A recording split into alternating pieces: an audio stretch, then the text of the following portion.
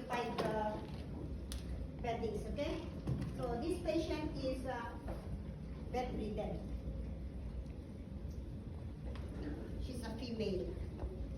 So sometimes we do not put pants in our patient for bedridden, okay? But because I will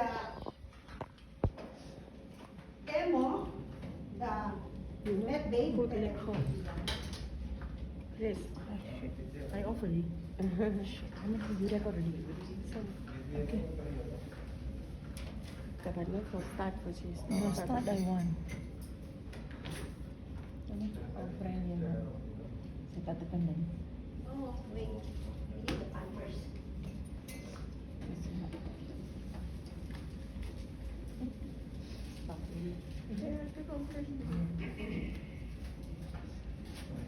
You record from beginning, is it? Oh.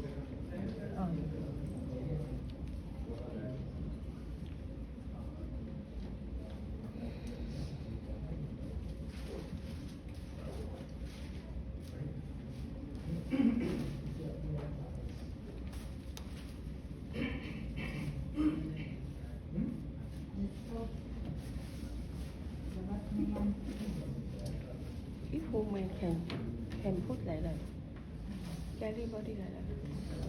No, epical.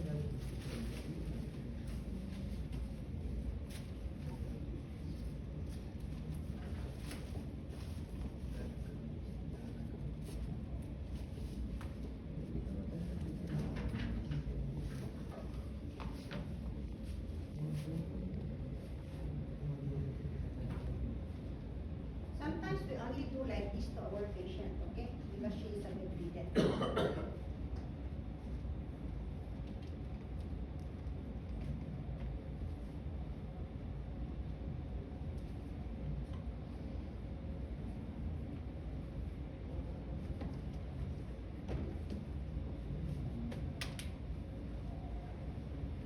Our patient is a lady, female.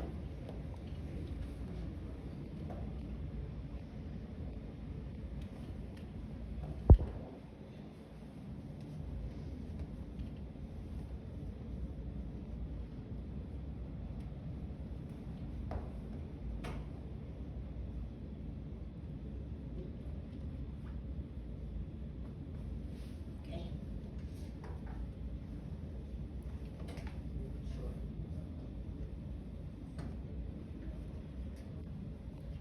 So I'm going to demo the EBB, okay? EBB, we will do also the oral and the hair wash. Okay. So what we need is 2 basin. As I told you a while ago, all the things we need. Ay, yeah, yeah.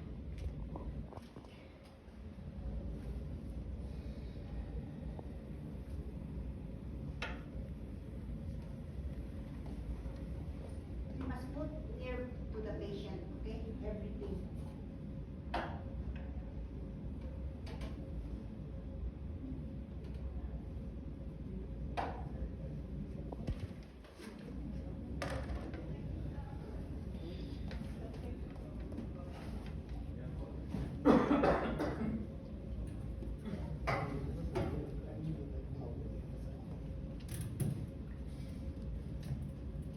As the table is this one.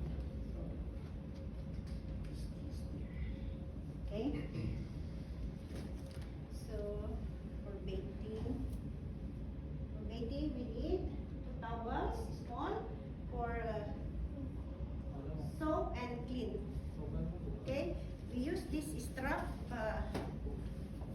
pampers, and then wipes and screen. Now, we need also the towel. 2 towels. Okay? So I will arrange the beddings, okay? Last will be the pillowcase, bed sheet, draw sheet, underpad, and then that one last. Okay, underpad. Pampers. We can use this also. Sarong. And the dress. This is the way how you arrange, okay, when you bathe your patient, especially when the patient is bedridden, okay? Okay? Blanket, pillowcase, Yes. okay? Bed sheet, Yes, it is. throw sheet or Macintosh, Yeah. okay? And then underpad, Yeah. Pampers, Yeah. okay? Sarong. Sarong, and the gown Gown. or the The dress up. dress up, Yeah. okay? Now we're not going to put the pants, okay? Mhm. Because sometimes bedridden we don't put Yes. underpants, only like, okay? So I put here Mhm. and the 2 towel, Yes. okay? And then I have my wipes and photo cream, okay? And then I have towel also. Everything, right? I told you already. I will put in the group all the things needed, okay? So don't worry. Okay. That's what you do is to memorize and to understand what I'm going to demo.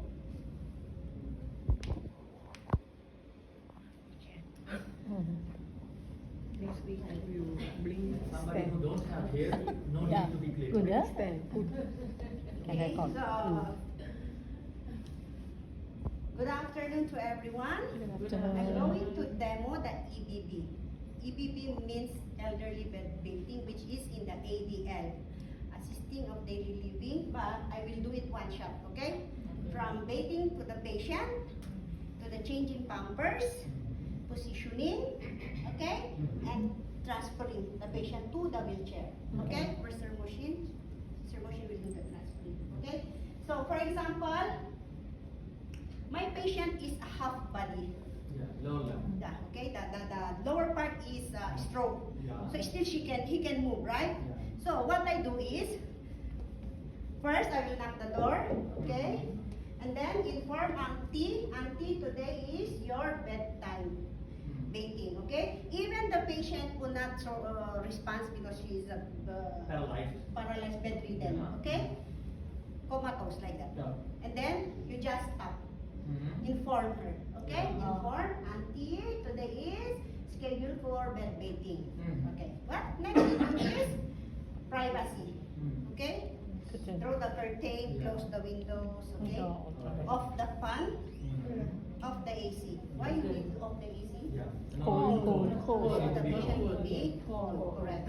Okay, so everything okay already, Mhm. and then your things already also prepared. Yeah. Okay, you prepare everything.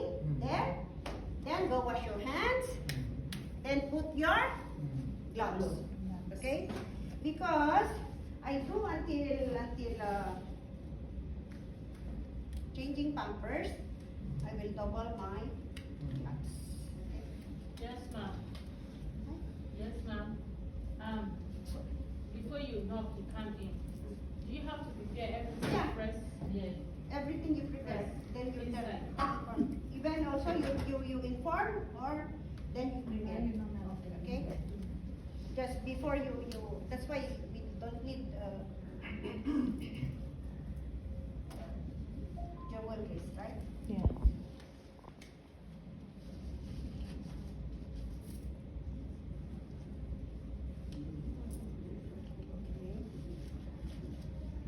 So I just double my Mhm. gloves, okay? Because I do the changing pampers later. Yeah. Suppose one will be dirty, then we can change throw it out.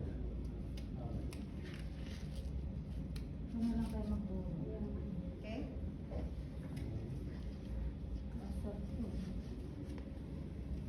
So next, today is the schedule.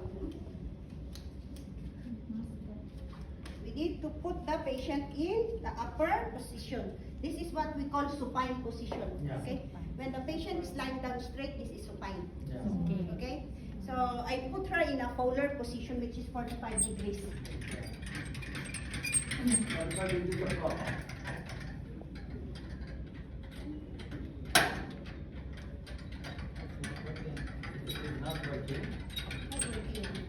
So what we do like this, 45.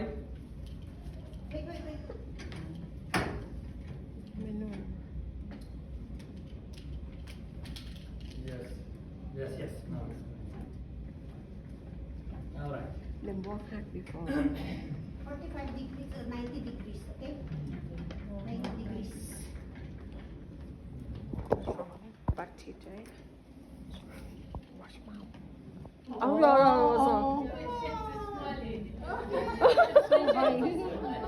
Patient don't need 90 degrees. It could be 50 or 45. 90 degrees, okay, wait, just wait. Yeah. Okay? Teacher. Yes. Wait for the teacher. For example, this is 90 degrees. The patient must be sit up. That be done. Listen. Okay? Oh, like This that. one. Okay. Now it's not gonna be done. Okay, like that, okay? So, what we do is to brush. This is what we call now the oral, okay? The oral. So, what we do is,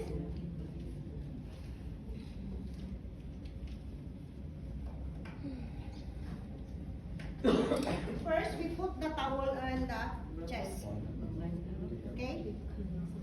Chest, okay? Because the patient can move, okay? Yeah. So, we let him do by himself to Mm. brush the teeth, okay? So, I put already toothpaste.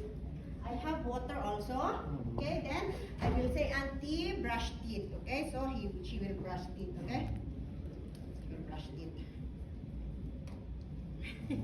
And then he will gargle. And then this is the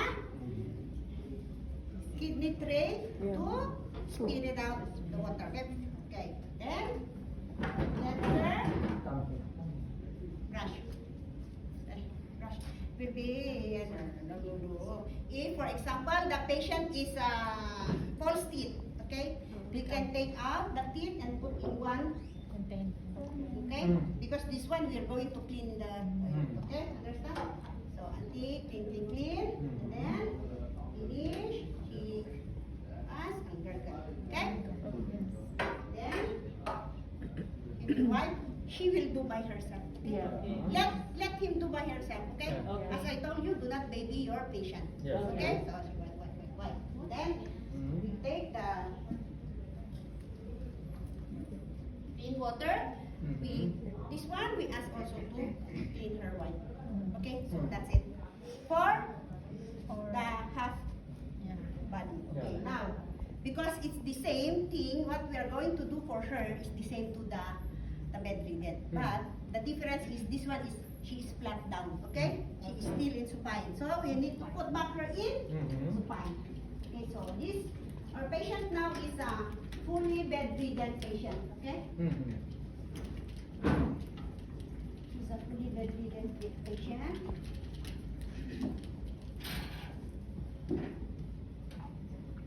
Okay. This one you should need to understand. How are you? Okay, so now What's that? first thing we do is to wash the hair because it's schedule Yeah. of washing the hair. Okay? Yeah. Washing the hair. Yeah. Today is the schedule. Alright. So the first thing we do is we have Macintosh. Okay, you know, if you don't have the Macintosh, you know the plastic Tub. rubbish bin bag, Yeah. okay? Mhm. You can put under him, okay? Under bed. Like this. But you can put the Towel. towel, Yeah. okay? Or you can put also under pad. So the pillow will not be Yeah. Not wet, wet. or either you will remove that pillow. Yes. Okay? But sometimes patient they will be suffocated. Yes, it is. Okay? So you must know your patient condition. Yeah. If you can remove the pillow or not. Yes, Okay? it is. So we just remove. For example, this is the Macintosh. We can put here.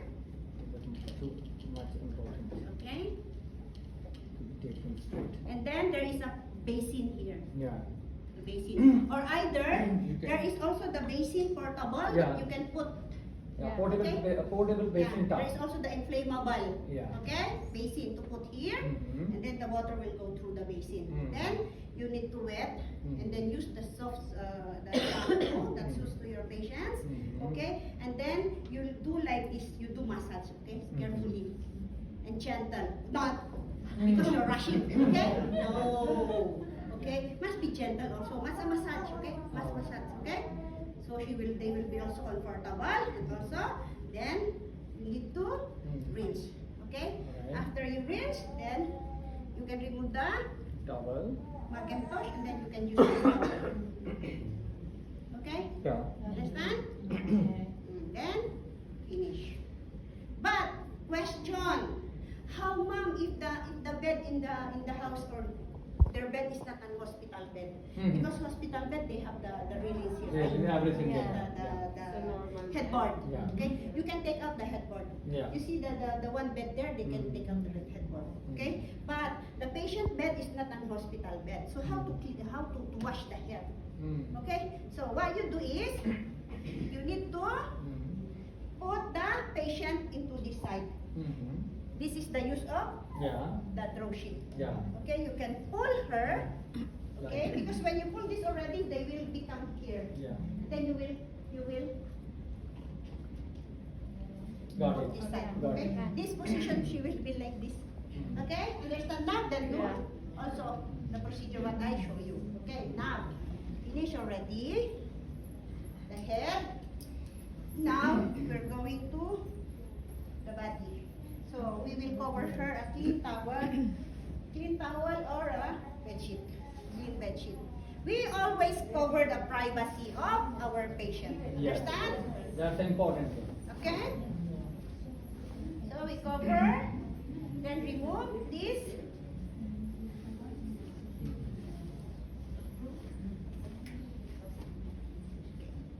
So this one we need to put in the basket. So you should have always a basket here or at the chair. Do not put the dirty In the clothes floor. under the ground, okay? Okay, now we need to take out the cloth.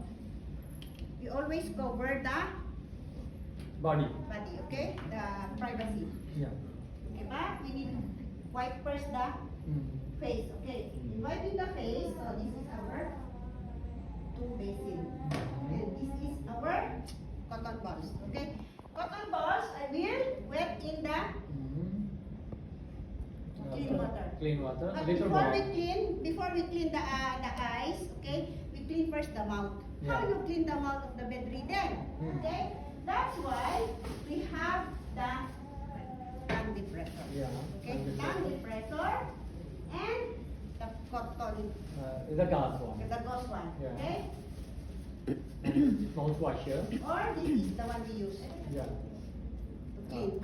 Now we have the mouthwash. All right. Okay, the mouthwash we mix it with the water. Mhm. And then put the Yeah. gauze, Yeah. wet the gauze, or this one, this one, we wet also this one, we can use it, okay? Mhm. Okay, but this one we use, this is the gauze. Sometimes we Mhm. need to wrap this in the gauze. Mhm. I need one more tongue depressor.